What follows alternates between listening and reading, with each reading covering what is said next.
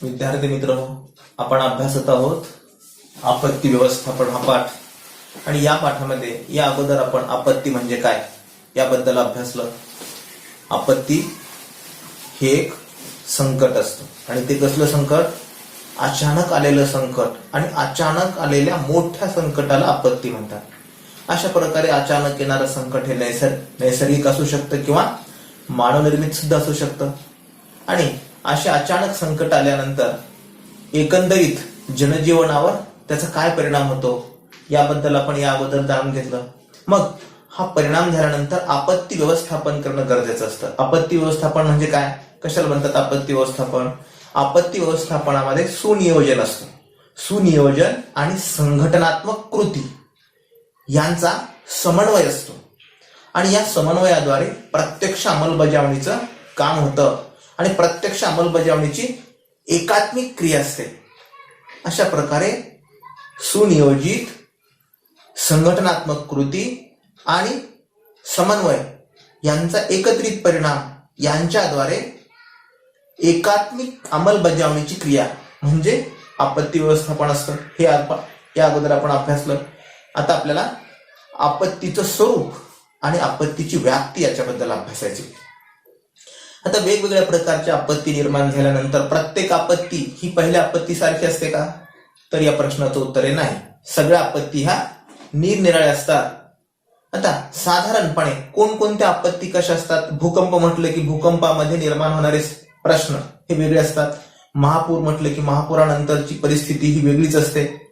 त्याचबरोबर ज्वालामुखीचा उद्रेक असेल तर मग निराळा असतो, किंवा अणुचाचणी किंवा अणुसर्ग झाल्यानंतर निर्माण होणारी परिस्थिती, किंवा जपानवर ज्यावेळेस हिरोशिमा आणि नागासाकी शहरावर अणुबॉम्बचा प्रयोग झाला त्यावेळी निर्माण झालेली परिस्थिती आणि तदनंतरची परिस्थिती, या प्रत्येक आपत्ती नंतरचा काळ हा वेगळा होता। संकटाचं स्वरूप वेगळं होतं आणि त्याची व्याप्ती वेगळी होती। आता या आपत्तीचं स्वरूप आणि व्याप्ती यांचा विचार करता काही महत्वाच्या बाबी आहेत, आणि या महत्वाच्या बाबी कोणत्या?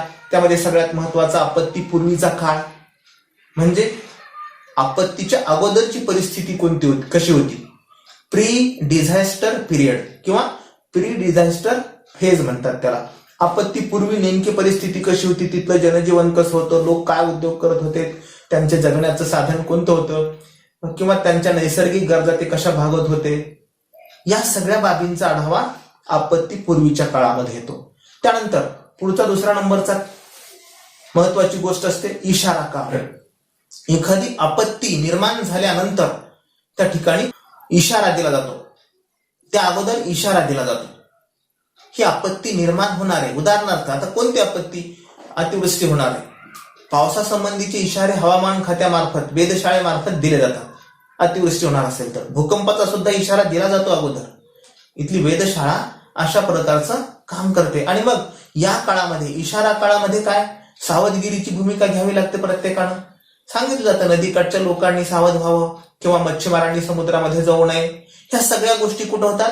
इशारा काळामध्ये होतात। आणि मग भूकंप जर नैसर्गिक, ज्या ठिकाणी नैसर्गिक घडामोडी पृथ्वीच्या भूगर्भामध्ये होतात त्या ठिकाणी भूकंपाच्या देखील बद्दलचं अगोदरच भाकीत केलं जातं, आणि त्यावेळी तिथल्या लोकांना स्थलांतरित केलं जातं।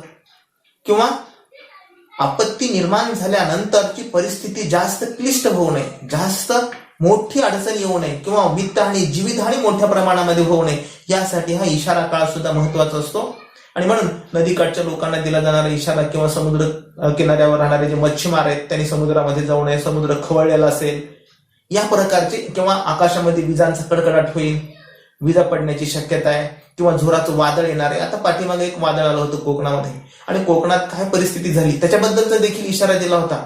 आणि हे अगोदर समजल्यानंतर इशारा काळ हा देखील महत्वाचा असतो। आपल्याला आपत्तीमधून निर्माण होणारी संकट, त्यांच्या संकटाची तीव्रताही कमी करता येते। त्यानंतर असतो इशारा काळ झाल्यानंतर आणीबाणीचा काळ, ज्याला इमर्जन्सी पिरियड म्हणतात। मग ह्या आणीबाणीच्या काळामध्ये काय काय गरजेचं असतं? ज्यावेळेस आणीबाणी निर्माण होते किंवा इमर्जन्सी निर्माण होते त्यावेळेस आपत्ती आलेली असते, आणि आपत्ती आल्यानंतर तिथली जी परिस्थिती बिघडलेली असते, पूर्णपणे तिथल्या पायाभूत सुविधा उद्ध्वस्त झालेल्या असतात। उदाहरणार्थ आता महापूर आला, महापुरामुळे काय, नदीकाठच्या जमिनी पाण्यामध्ये गेलेले असतात, पिकं उद्ध्वस्त झालेली असतात, किंवा पुराचं पाणी लोकवस्तीमध्ये जर गेलं असेल तर लोक मृत्युमुखी देखील पडतात, जनावरं, गुरं, ढोरं यांची देखील हानी होते. त्याचबरोबर वेगवेगळ्या रोगाच्या साथी पसरतात. हा सगळा परिणाम कशाचा असतो? या आपत्तीचा असतो. आणि हा म्हणजे आणीबाणीचा काळ असतो. या आणीबाणीच्या काळामध्ये दुरुस्तीची कामे हाती घ्यावी लागतात आणि वेगानं हालचाली या आपत्तीच्या काळामध्ये व्हावी लागतात. या दृष्टीनं हा भाग महत्वाचा आहे. त्यानंतर आहे पुनर्वसनाचा काळ. पुनर्वसन म्हणजे आपत्ती ज्या ठिकाणी झालेली आहे, निर्माण झालेली आहे, त्या ठिकाणच्या लोकांना पुन्हा पूर्ववत सुविधा उपलब्ध करून देणे म्हणजे पुनर्वसनाचा काळ. त्यांना पहिल्यासारखं त्यांचं रिहॅबिलिटेशन म्हणजे अगोदर जसे होते तसं त्यांची राहण्याची आदिवासाची ठिकाणं उपलब्ध करून देणे. मग या ठिकाणी बांधकाम होतं किंवा पुनरुभारणी होते. हा काळ देखील मोठा असतो आणि यामध्ये वेगवेगळ्या संस्थांकडून मदतीचा ओघ येत असतो. त्याबरोबर प्रतिशोधनाचा काळ. प्रतिशोधनाचा काळ म्हणजे काय? रिकव्हरी म्हणजे जे नुकसान झालेलं आहे ते नुकसान भरून काढण्याचा काळ असतो. हा झाला 5वा मुद्दा. आणि शेवटचा असतो पुनर्निर्माणाचा काळ म्हणजे जे सगळं अगोदर होतं, आपत्तीपूर्वीचा जो काळ होता, आपत्तीपूर्वीची परिस्थिती निर्माण होण्यासाठी पुनर्निर्माणाचा काळ. हा पुनर्निर्माणाच्या काळाचा कालावधी हा जास्तीचा मोठा असतो. आपल्याला हे 6 मुद्दे सांगितलेले आहेत. कुठले कुठले? आपत्तीपूर्वीचा काळ, त्यानंतर इशारा काळ, त्यानंतर आणीबाणीचा काळ, त्यानंतर पुनर्वसनाचा काळ, त्यानंतर प्रतिशोधनाचा काळ आणि त्यानंतर पुनर्निर्माणाचा काळ. हे 6 काळ आहेत. म्हणजे ह्या 6 बाबी महत्वाच्या आहेत. या 6 बाबीच्या आधारित एखाद्या ठिकाणी पूर परिस्थिती निर्माण झाली, पूर ही जर नैसर्गिक आपत्ती आली तर त्याची व्याप्ती आणि स्वरूप कसं असेल याबद्दल तुम्हाला लिहा म्हटलेलं आहे. तुम्ही विचार करा आणि याबद्दल काही आपल्याला जमतं का? या सगळ्या मुद्द्यांच्या आधारे आपल्याला ह्या 6 बाबी महत्वाच्या आहेत. तुम्हाला जर परीक्षेमध्ये प्रश्न विचारला आपत्तीचं स्वरूप आणि व्याप्ती याचे मुद्दे सांगा हे 6, तर आपल्याला हे 6 मुद्दे सांगता यायला पाहिजेत. आता हे झाले 6 मुद्दे. परंतु प्रत्यक्ष नागरिकांच्या दृष्टीनं 3 महत्वाच्या बाबी असतात. हे सरकारी यंत्रणांच्या दृष्टीने किंवा एकंदरीत आपत्तीच्या दृष्टीने हे 6 मुद्दे महत्वाचे. आता 3 सगळ्यात महत्वाचे संवेदनशील मुद्दे असतात. त्यामध्ये आणीबाणीची अवस्था. आपण अगोदर ज्या मुद्दे अभ्यासले त्यापैकी आणीबाणीची अवस्था. ही आणीबाणीची अवस्था म्हणजेच इमर्जन्सी पिरियड किंवा इमर्जन्सी फेज हे फार महत्वाचं असतं. इथं वेगानं हालचाली कराव्या लागतात. त्याचबरोबर जास्तीत जास्त लोकांचे प्राण कसे वाचतील, संकटाची तीव्रता कमी कशी करता येईल यासाठी प्रयत्न करावे लागतात. आणि या सगळ्यांमधून असे प्रयत्न केल्यानंतर जनजीवन पूर्ववत येण्यासाठीची मदत होत असते. त्याचबरोबर या आणीबाणीच्या काळामध्येच, आणीबाणीचा काळ कधी असतो? आपत्ती निर्माण झाल्यानंतरचा लगेच काळ म्हणजे आणीबाणीचा काळ. यामध्ये मग शोध घ्यावा लागतो, बचाव कार्य करावं लागतं. बघा, आपण जर आत्ताच्या संकटासोबत, हा कोविड-19 या संकटासोबत जर याची तुलना केली तर सुरुवातीला शोध किती वेगानं चालू होता, कुठून आलाय कोण, किंवा विमानतळ ब्लॉक झाली, बस स्टँड, रेल्वे स्टेशन बंद झाली आणि लगेचच 1 दिवसामध्ये 2 दिवसामध्ये आणि लवकर हालचाली कराव्या लागतात या काळामध्ये. म्हणजे पुन्हा नंतर जनजीवन पूर्वपदावर येण्यासाठीची मदत होत असते. शोध, बचाव कार्य, त्याचबरोबर वैद्यकीय मदत सुद्धा. आता या सुरुवातीच्या काळामध्ये वैद्यकीय मदत म्हणजे दवाखान्यापर्यंत पोहोचवणे, एखाद्याला त्रास झाल्यानंतर हे होतं या काळामध्ये. परंतु पूर परिस्थिती निर्माण झाल्यानंतर, पुरामध्ये गेलेला माणूस, बेशुद्ध पडलेली माणसं, भूकंप झाल्यानंतर जखमी झालेली माणसं यांना वैद्यकीय मदत देखील मिळणं गरजेचं असतं. आणि ही वैद्यकीय मदत मिळण्याच्या अगोदर त्यांना प्रथमोपचाराची आवश्यकता असते. मग एकमेकांशी तिथला संपर्क, दळणवळणाची माध्यमं बंद झालेली असतात. ही व्यवस्था पूर्ववत करणं देखील महत्वाचं असतं. त्याचबरोबर इमर्जन्सी पिरियड मध्येच धोकादायक ठिकाणं कोणती आहेत, आणखी कुठल्या ठिकाणामध्ये हा अधिक धोका, मग आग लागली असेल तर आणखी ज्वालाग्रही पदार्थ किंवा जळणारे पदार्थ कुठले ते सगळे काढून टाकणं, हे धोकादायक ठिकाणं ओळखायला पाहिजेत. त्याचबरोबर ज्या ठिकाणी नागरिक, आता उदाहरणार्थ उंच इमारतीमध्ये जर नागरिक अडकलेले असतील, आग लागलेल्या इमारतीचे, किंवा पुरामध्ये देखील अडकलेले असतील तर त्यांना तिथून बचाव करणे किंवा त्यांना तिथून स्थलांतरित करणे, ह्या सगळ्या कृती या आणीबाणीच्या अवस्थेमध्ये असतात. परंतु हा आणीबाणीचा काळ म्हणजे आपत्ती व्यवस्थापनामध्ये महत्वाचा काळ असतो. याच काळात आपत्तीचा अंदाज येतो आणि आपत्तीची अंमलबजावणी करण्याची प्रारंभिक अवस्था म्हणजे देखील आणीबाणीचा काळ असतो. त्यानंतरचा आहे महत्वाची बाब दुसरी, संक्रमणावस्था. आता या संक्रमणावस्थेमध्ये आपत्ती ओसरल्यानंतर त्या समस्येचं निवारण कसं करावं किंवा आपत्तीग्रस्तांचं पुनर्वसन करण्याचं काम चालू केलं या दुसऱ्या मुद्द्यामध्ये अपेक्षित असतं. हा देखील सामान्य नागरिकांच्या दृष्टीने महत्वाची बाब आहे संक्रमण अवस्थेमध्ये. मग ढिगारा हलवणं, त्या ठिकाणच्या नळाच्या पाईपलाईन फुटल्या असतील, विजेच्या तारा तुटल्या असतील तर त्या दुरुस्त करणं, रस्त्याची दुरुस्ती करणं, या सगळ्यामुळे काय होतं, जनजीवन पूर्वपदावर येतं. आणि या ठिकाणी पुनर्वसन हे काम महत्वाचं असतं संक्रमण अवस्थेमध्ये. कोणत्या आपत्तीमध्ये, महापूर किंवा आग लागली असेल किंवा एखादा मोठा अपघात झाला असेल किंवा बॉम्बस्फोट झाला असेल तर या काळामध्ये हे सगळं महत्वाचं असतं. आणि या संक्रमण अवस्थेमध्ये निरनिराळ्या संस्था या ठिकाणी मदत करू शकतात. कायमस्वरूपी ज्या लोकांचं उपजीविकेचं साधन होतं, त्यांचे व्यवसाय होते, ते त्यांनी कायमस्वरूपी गमावलेले असतात. आणि मग हे सगळं पुनरुभारणी करून दिल्यानंतर उपलब्ध करून देण्याचा काळ हाच असतो संक्रमण अवस्थेमध्ये. आणि उपलब्ध करून दिल्यानंतर सुद्धा त्या आपदग्रस्तांना हे सगळं नव्यानं स्वीकारण्यासाठी त्यांची मानसिकता तयार होणं देखील गरजेचं असतं. त्यांच्यावर फार मोठा मानसिक आघात झालेला असतो. कारण अगोदरची ती व्यवस्था आहे, आपल्याला साधा विचार करा, आपल्या घरामध्ये झोपायची जागा जरी बदलली तरी आपल्याला झोप येत नाही. आणि त्यांचं पुनर्वसन जर केलं, घर बदलून दुसऱ्या ठिकाणी त्यांना वसवलं, नव्या उपजीविकेची साधनं निर्माण करून दिली, पहिल्यासारखीच ते असतील असं नाही, वेगळी देखील, कारण भूभाग बदलल्यानंतर तिथली नैसर्गिक संसाधनं बदलतात, त्यानुसार त्यांच्याकडे ती कौशल्य असावी लागतात. कितीतरी पुनर्वसनाचे प्रश्न निर्माण होतात. आणि म्हणजे जशाला तशी जर त्यांना उपजीविकेची साधनं निर्माण दिली तर त्यांचा मानसिक आघात कमीत कमी काळामध्ये ओसरण्याची शक्यता असते. शिवाय त्यांचं खऱ्या अर्थानं पुनर्वसन कधी होतं, ज्यावेळेस पूर्वीची कौशल्य त्यांना असणारीच साधनं जर उपलब्ध करून दिली तर खऱ्या अर्थानं त्यांचं पुनर्वसन होऊ शकतं. अन्यथा इकडं वीट कामगार होता आणि तिकडे एखाद्या कारखान्यामध्ये त्याला काम करायला लावलं, किंवा इकडं शेतकरी होता आणि तिकडं शहरामध्ये त्याला कुठलं तरी वेगळं काम दिलं, किंवा शहरामधल्या माणसाला शेतातलं काम दिलं, किंवा शाळेमध्ये शिकवणाऱ्या माणसाला आणखीन कुठलं तरी एखादं बँकेतलं काम दिलं.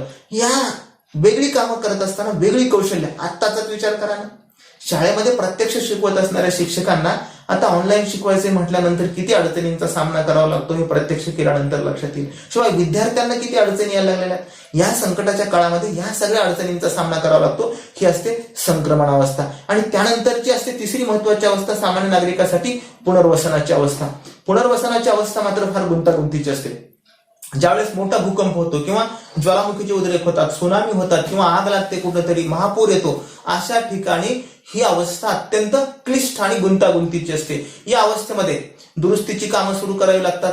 त्याचबरोबर या अवस्थेचा प्रारंभ हा संक्रमण अवस्थेमध्ये या संक्रमण अवस्थेतून होतो. या ठिकाणी रस्ते, वीज पुरवठा इत्यादींची कामं पुन्हा वेगानं पुनर्निर्माण करावं लागतं. याच काळामध्ये शेती व्यवसाय पूर्ववत होतो. त्याचबरोबर हे पुनर्बांधणीचं काम पूर्णत्वास जाण्यासाठीचा हा काळ बराच कालखंड लागतो. आजपर्यंत आपल्या पृथ्वीनं बरेच नैसर्गिक आणि मानवनिर्मित आघात सोसले आहेत. यापैकी बरेच आघात आपल्या आशिया खंडामध्ये झालेले आहेत, किंवा प्रशांत महासागरामध्ये, या परिसरामध्ये दक्षिणेला असणारा प्रशांत महासागर, आपल्याकडे पश्चिमेला अरबी समुद्र आहे, पूर्वेला बंगालचा उपसागर आहे, आणि वर बर्फाच्छादित प्रदेश म्हणजे हिमालय पर्वत आहे. त्यापैकी प्रशांत महासागरामध्ये उदाहरणार्थ दुसरं महायुद्ध ज्यावेळेस सुरू झालं, साधारणपणे 1939चा काळ आणि 1945ला संपलं. या दुसऱ्या महायुद्धामध्ये जपान, त्याचबरोबर अमेरिका हे दोन प्रमुख राष्ट्र होते. जपाननं अमेरिकेवर हल्ला केला आणि नंतर दोस्त राष्ट्र आणि सगळे मिळून जवळपास 70 देश होते. 70 देशामध्ये हे झालेलं युद्ध. आणि पॅसिफिक महासागरामध्ये किंवा प्रशांत महासागरामध्ये इथं मोठमोठ्या नैसर्गिक घडामोडी झाल्या. तिथल्या भूभागाला याचा विपरीत परिणाम भोगावा लागला. आजही त्या ठिकाणच्या झळा, त्या वेळेपासूनच्या झळा पृथ्वीला सोसाव्या लागतात, म्हणजे सजीव सृष्टीला सोसाव्या लागतात. त्यावेळी जवळपास एकूण लोकसंख्येच्या 2.5% म्हणजे 2.5% लोक मेले होते. साधारणपणे 6 ते 7 कोटी लोक त्या युद्धामध्ये मेली होती. आणि वेगवेगळ्या अस्त्रांचा वापर झाला होता. म्हणजे एकंदरीत पृथ्वीवर झालेला हा सर्वात मोठा आघात होता. आणि म्हणून त्याबरोबर काही नैसर्गिक आपत्ती जर विचारात घेतल्या, इथं होणारे भूकंप, महासागरामध्ये होणाऱ्या अणुचाचण्या, या सगळ्यांचा परिणाम इथल्या जीवसृष्टीवर होत असतो. खरं पाहता या आत्ता सध्याचा काळ म्हणजे अनेक वर्षापूर्वीचे जे काही जुने प्रश्न आहेत, हे जुने प्रश्न उग्र रूप धारण करण्याचा हा कालखंड आहे. आणि याची सुरुवात आहे. काय काय नवे प्रश्न निर्माण झाले, लोकसंख्या वाढत आहे, त्याचबरोबर वाढत्या लोकसंख्येच्या वाढत्या गरजांपेक्षा हव्यास जास्त वाढला आहे. वाढत्या समस्या निर्माण झाल्या आहेत. या सगळ्या समस्यांनी आता उग्र स्वरूप घेतलेलं आहे आणि आता आपण ह्या सगळ्या विनाशाच्या उंबरठ्यावर आहे. येणारा काळ आपल्यासाठी अत्यंत धोक्याचा आहे. म्हणून आता फार सावधगिरी बाळगणं आपल्यासाठी गरजेचं आहे. आणि सध्याचा काळ अत्यंत टोकाच्या अवस्थेमध्ये, दुसऱ्या महायुद्धानंतर सुरू झालेली ही संकट चर्चा होत्या, आता आणीबाणीचा काळ आलेला आहे. आता आपण संपून जाण्याची शक्यता निर्माण झालेली आहे आणि तो काळ म्हणजे आत्ताचा काळ आहे. कोविड-19 या सगळ्यांची जाणीव करून दिली आहे. या सगळ्यांमध्ये सामाजिक विषमता, इथे निर्माण होणारी आर्थिक दरी म्हणजे श्रीमंत श्रीमंतच होत चाललाय, गरीब गरीबच होत चाललाय, वंशिक भेद आहे, धार्मिक तेढ निर्माण झाली. या सगळ्यांमुळं या ठिकाणी अशांततेचं वातावरण निर्माण झालेलं आहे. दोन धर्मामध्ये, दोन जातीमध्ये इथं मोठमोठा संघर्ष होतोय, युद्ध होते. त्याचबरोबर विषमता आणि ही सामाजिक परिस्थिती, त्याचबरोबर शिक्षणाचा झालेला वेगळा बाजार. आणि शिक्षण हे फक्त कौशल्यासाठी घेतलं जात नाही, शैक्षणिक धोरणच चुकीचं आहे, फक्त मार्कांसाठी शिक्षण घेतलं जाते. त्यामुळं इथं निर्माण होणारी पिढी ही या सगळ्यामध्ये भरडली जाते. आपल्या हे लक्षात येत नाही. सध्या आपण थोड्याशा वेगळ्याच विश्वामध्ये, आपल्याला मार्क्स जास्त पडायला लागलेत, आपल्याला आनंद होत आहे. म्हणजे या सगळ्या समस्यांमधून आपल्या जाणीवा बधीर होत गेलेल्या आहेत. यामधून मग चोरीचं प्रमाण वाढलं, दहशतवाद, अपहरण, बलात्कार, दोन समाजामधला संघर्ष, ह्या रोजच्या बातम्या आहेत. रोज पेपरला हे सगळं येते आणि दिवसेंदिवस या सगळ्यांचा परिणाम आपल्या जनजीवनावर होतोय. आणि रोज ज्या गोष्टी घडत आहेत त्याचं आता गांभीर्य आपल्याला कमी व्हायला लागलेलं आहे असं वाटत आहे. कोविड-19 अर्थात कोरोना आता गेला का काय, अशा आविर्भावामध्ये आपण सगळे वागत आहोत. हा गेला नाही आणि संशोधकांनी असे इशारे दिलेत की जुने अनेक विषाणू आता जागे होणार आहेत. शिवाय जे काही विषारी रसायन आहेत, विषारी उत्पादित आहेत, घटक आहेत, विकसित देशामध्ये, जे विकसित देश आहेत त्या विकसित देशामध्ये असे रसायन उत्पादन करण्यामध्ये किंवा असे पदार्थ तयार करण्यासाठी आणि वापरासाठी बंदी आहे. कायद्यानं तिथं मनाई आहे. परंतु अविकसनशील किंवा विकसनशील आणि अविकसित देशामध्ये हे सगळे पदार्थ सर्रास वापरले जातात. उदाहरणार्थ आपल्याकडे तयार केली जाणारी साखर आपणच खातो फक्त. परदेशामध्ये किंवा जे विकसित देश आहेत या विकसित देशामध्ये ही साखर खाल्ली जात नाही. आपल्याकडे सर्रास ही साखर वापरते, या साखरेचा वापर होतोय. इथल्या नैसर्गिक संसाधनावर विपरीत परिणाम करणारे इथले कारखाने चांगल्या सुपीक जमिनी आहेत. पृथ्वीचा भाग म्हणजे सुपीक जमिनी, मानवासाठी आणि इतर परिसंस्थांसाठी उपयुक्त असणाऱ्या. आणि इथले राज्यकर्ते आपल्यावर अशा प्रकारचा एक विचारांचा पगडा त्याने निर्माण केलेला आहे की आम्हीच तुमचे उद्धार करते. आणि आपल्या डोक्यामध्ये आता तेच निर्माण झालेले, हेच आपले उद्धार करते. इथले कारखानेच आपला खरं म्हणजे विकास करणार आहेत. खरं म्हणजे विध्वंसाचं कारण आहे हे वाढत जाणारं औद्योगिकरण, इथली वाढत जाणारी लोकसंख्या, इथं होणाऱ्या चोऱ्या, इथं होणारे दिवसेंदिवस वाढत जाणारे बलात्कार, खून, दरोडे, दोन जातीमधला संघर्ष, दोन धर्मामधला संघर्ष. आणि आपली यामध्ये तकलादू शिक्षण व्यवस्था भर घालते. आपल्याला आनंद होतोय परीक्षेमध्ये बघून लिहायला संधी दिली तर बरं झालं, चांगले गुरुजी आहेत, कोण परीक्षेमध्ये बघून लिहू देणारे किंवा मार्क्स वाढवून देणारे शिक्षक आपल्याला चांगले वाटत आहेत. ह्या सगळ्या गोष्टी कशाचा विपरीत परिणाम आहे, म्हणजे आपल्याला चांगलं काय आणि वाईट काय या सगळ्यांचा वेध घेण्याची क्षमता आपण दिवसेंदिवस गमावून चाललेलो आहेत असं वाटत आहे. आणि यामुळे चांगलं काय वाईट काय, आता जर सांगितलं हात धुवा, स्वच्छ राहा, ताजं खा, गर्दीच्या ठिकाणी जाऊ नका, हॉटेलिंग टाळा, गरजा आणि हव्यास यामधला फरक लक्षात घ्या. आणि नैसर्गिक जीवन कसं जगता येईल, जिवंत राहणं महत्वाचं आहे की हव्यास करणं महत्वाचं आहे, या दोन गोष्टींचा जर विचार करा म्हटलं तर आपण निश्चित पर्याय निवडून जिवंत राहणं गरजेचं आहे. आणि ह्या सगळ्या बरोबर आता अणुभट्ट्यांचा आपली वाढती ऊर्जेविषयी गरज भागवण्यासाठी अणुभट्ट्यांची निर्मिती करण्याचा घात घातलेला आहे आपल्या राज्यकर्त्यांनी. हा धोका चेर्नोबिलला रशियामध्ये झालेली जी नैसर्गिक आपत्ती होती, तिथं झालेला अनुसर्ग, तिथल्या मानवी गुणसूत्रांवर किंवा सगळ्याच सजीवांच्या गुणसूत्रांवर झालेला विपरीत परिणाम, या सगळ्यांची घातकता विचारात घेता अणुऊर्जेचा वापर आपण काटकसरीनं, गरजेपुरता आणि विचारपूर्वक करणं गरजेचं आहे. उगाच घाईघाईमध्ये आपल्या कोकणासारख्या परिसंस्थांमध्ये जर आण्विक प्रकल्प उभे केले किंवा मराठवाड्यासारख्या भागामध्ये साखरेचे कारखाने तयार केले आणि ऊस लागवड केली तर आपला विनाश अधिक जवळ येणार आहे. आपण विनाशाच्या उंबरठ्यावर आहेत. कोणत्याही आपत्तीमध्ये जर सगळ्यात जास्त कोण भरडलं जात असेल तर सामान्य नागरिक. सरकार या दृष्टीनं प्रयत्न करत असतं, परंतु सामान्य नागरिकांना या सगळ्या आपत्तींचा सामना करावा लागतो. या आपत्तीमधून आपली सुधारणा जर व्हायची असेल तर यासाठी लागणारा काळ हा फार मोठा असतो. आणि या सगळ्यांमधून ही सगळी संकट आपल्या लक्षात जर यायची असेल तर आपल्याला मेंदूने विचार करावा लागेल, आपल्याला कौशल्यात्मक शिक्षण घ्यावं लागेल. आपल्याला कागदावरचे गुण उपयोगाचे नाहीत तर आपल्याला नेमकं आपलं हित कशात आहे, आपलं जिवंत राहणं कसं महत्वाचं, या गोष्टी आपल्याला समजणं गरजेचं आहे. गरज कोणती आपली, हव्यास कोणता आहे, कोणत्या गोष्टी आपल्याला टाळता येतात, इथली नैसर्गिक साधन संपत्ती कशी जपून वापरता येईल, परिसंस्थांचा ऱ्हास कसा रोखता येईल आणि एकंदरीत बदलत जाणारं हे हवामान किंवा वातावरणीय बदल, इथं होणारा प्रदूषणाचा प्रश्न, मग वातावरणात हवेचं प्रदूषण, पाण्याचं प्रदूषण, जमिनीचं प्रदूषण, ग्लोबल वॉर्मिंग, हवामान बदल किंवा acid rain, depletion of ozone, कितीतरी प्रश्न निर्माण झालेत आणि दिवसेंदिवस वाढत जाणारी ही रोगराई, यामधून आपला विनाश कसा टाळता येईल हे आता महत्वाचं आहे. या सगळ्यामधून आपत्ती व्यवस्थापन ही संकल्पना उदयास आली.